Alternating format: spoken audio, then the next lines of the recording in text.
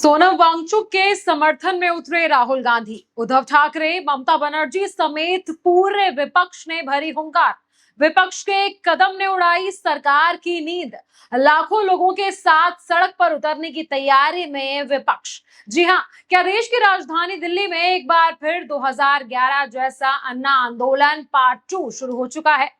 आखिर संसद का मॉनसून सत्र शुरू होने के ठीक एक हफ्ते पहले जंतर मंतर पर ऐसा क्या हो गया कि दिल्ली पुलिस हाई अलर्ट पर आ गई है और उद्धव ठाकरे, राहुल गांधी से लेकर ममता बनर्जी तक पूरा विपक्ष लाखों लोगों के साथ सड़क पर उतरने की तैयारी आखिर क्यों कर रहा है।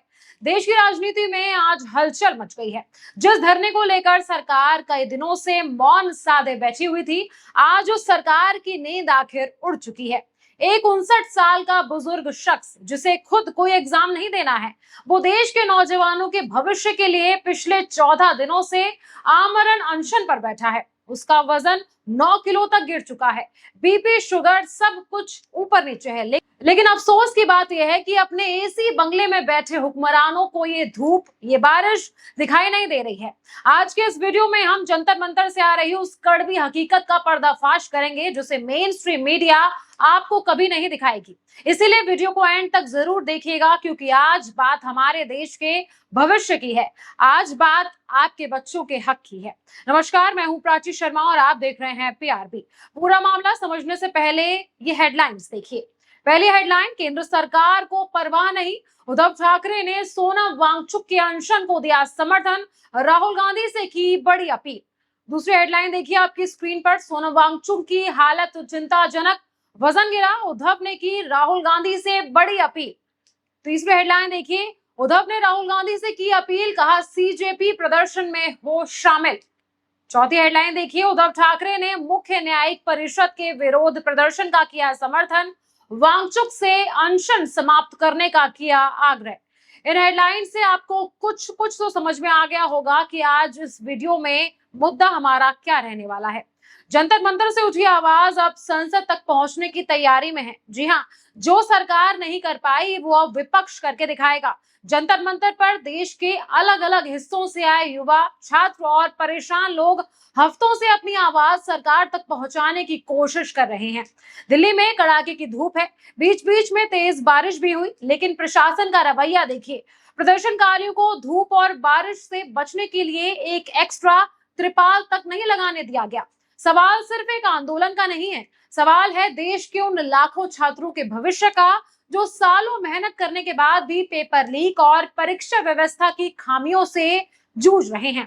सोनम वांगचुक, जिन्होंने लद्दाख के अधिकारों के लिए लंबी लड़ाई लड़ी, वो इस उम्र में सिर्फ इसीलिए भूखे बैठे हैं ताकि देश के युवाओं का भविष्य सुरक्षित हो सके। वहां धूप सीधे उनके ऊपर आ रही है, उनका 8 से 9 किलो तक वजन घट चुका है, हालात बहुत नाजुक बने हुए हैं।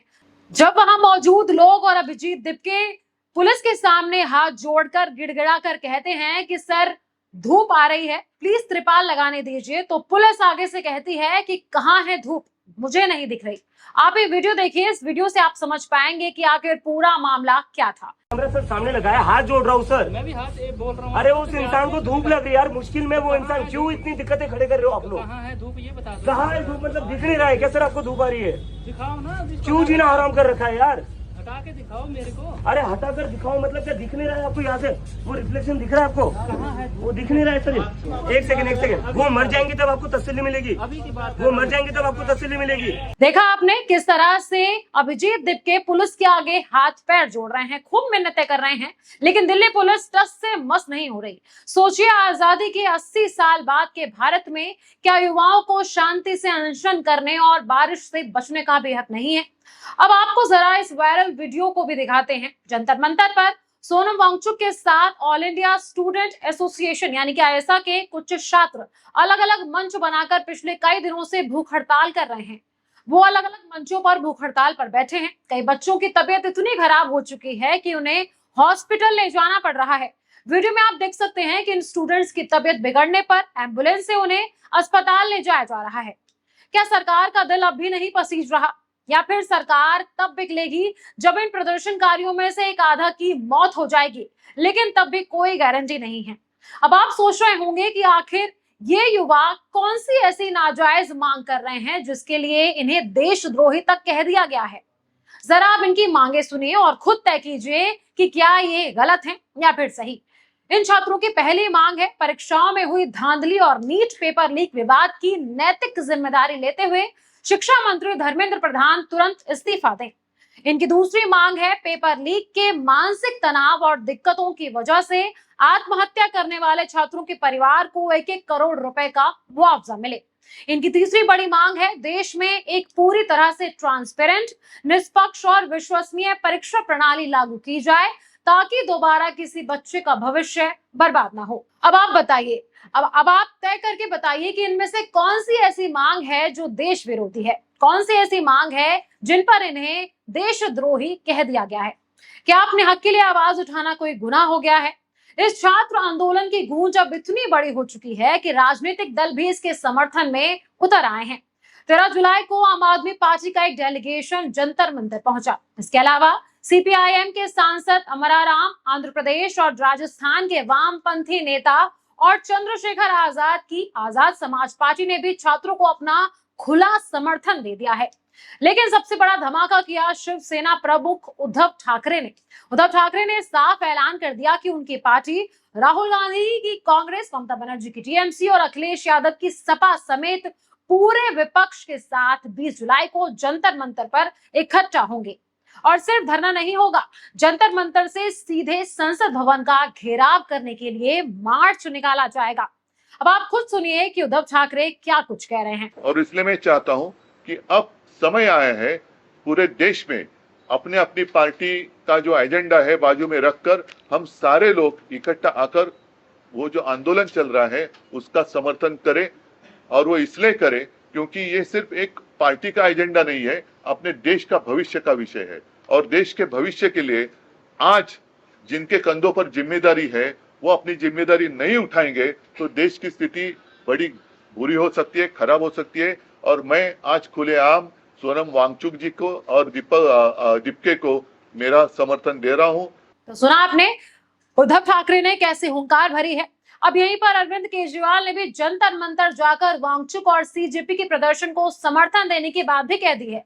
आपको सुनाते हैं अरविंद केजरीवाल क्या कुछ कह रहे हैं। सोनम वांगचुक वहां पे कई दिनों से हंगर स्ट्राइक के ऊपर हैं, उनकी तबीयत खराब हो रही है। मैं ये कहना चाहता हूं कि हम कॉकरोच जनता पार्टी के धरने का समर्थन करते हैं पूरी तरह से। पूरी पार्टी हमारी समर्थन करती है, उनकी डिमांड्स का समर्थन करते हैं। धर्मेंद्र प्रधान को इस्तीफा देना चाहिए, तुरंत देना चाहिए और सिस्टम्स ठीक करने चाहिए ताकि आगे से कभी भी कोई पेपर लीक ना हो और बच्चों को परेशानी ना हो। सोनम वांगचुक जी से मैं निवेदन करना चाहता हूं कि बहुत दिन हो गए, आप देश की धरोहर हैं, आप देश के एसेट हैं, आप प्लीज अपना धरना, अपना हंगर स्ट्राइक बंद कर दीजिए। और कई तरीके हैं और मैं उनके धरने पे परसों शाम को, बृहस्पतिवार को शाम को 5 बजे मैं उनके धरने पे जाऊंगा। वहीं समाजवादी पार्टी के अध्यक्ष अखिलेश यादव ने भी वांगचुक से अनशन तोड़ने की अपील की है। उन्होंने सोशल मीडिया हैंडल एक्स पर ट्वीट करके ये अपील की है। ट्वीट दिखाते हैं आपको कि उन्होंने क्या कुछ लिखा है। अखिलेश यादव ने लिखा है कि हम श्री सोनम वांगचुक जी से विनम्र अनुरोध और पुरजोर अपील करते हैं कि वो अपना अनशन समाप्त करें। उनका जीवन पूरी दुनिया के लिए अमूल्य है क्योंकि वो लोकतंत्र के प्रति उतनी ही प्रतिबद्धता रखते हैं जितनी मानवता और पर्यावरण के प्रति। इसके बाद अखिलेश ने ट्वीट में बीजेपी पर जमकर निशाना भी साधा।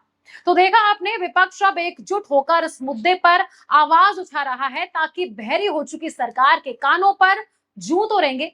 20 जुलाई से दिल्ली की सड़कों पर एक बहुत बड़ा जन आंदोलन दिखने जा रहा है। विपक्ष के तमाम बड़े नेता इस संसद मार्च का हिस्सा बनने वाले हैं। सरकार अब कुछ भी करे, कुछ भी कहे, मगर अब जंतर मंतर से ये आंदोलन 20 जुलाई से संसद भवन की तरफ कूच करेगा। उसमें राहुल, उद्धव, ममता, अखिलेश, लेफ्ट और आम आदमी पार्टी के नेता शामिल होंगे। अब ये लड़ाई सिर्फ उन छात्रों की नहीं रही, ये इस देश के हर उस माता पिता की लड़ाई बन चुकी है जो पेट काट काट कर अपने बच्चों को पढ़ाते हैं इस उम्मीद में कि उनका बच्चा बड़ा होकर डॉक्टर या इंजीनियर बनेगा। लेकिन बदले में उन्हें क्या मिलता है? पेपर लीक और मानसिक तनाव। इस सरकार की प्राथमिकताएं आखिर हैं क्या? पेट्रोल डीजल के दाम बढ़ाना, कॉर्पोरेट से चंदा लेना या फिर युवाओं की बात सुनना? ये फैसला अब आपको करना है। बाकी इस मुद्दे पर आपकी क्या राय है? क्या शिक्षा मंत्री को इस्तीफा दे देना चाहिए? क्या 20 जुलाई को यह आंदोलन सरकार को झुका पाएगा? अपनी राय कमेंट बॉक्स में हमें जरूर बताएं। चैनल को सब्सक्राइब करना ना भूलें और ऐसी बड़ी अपडेट्स के लिए जुड़े रहिए पीआरबी के साथ।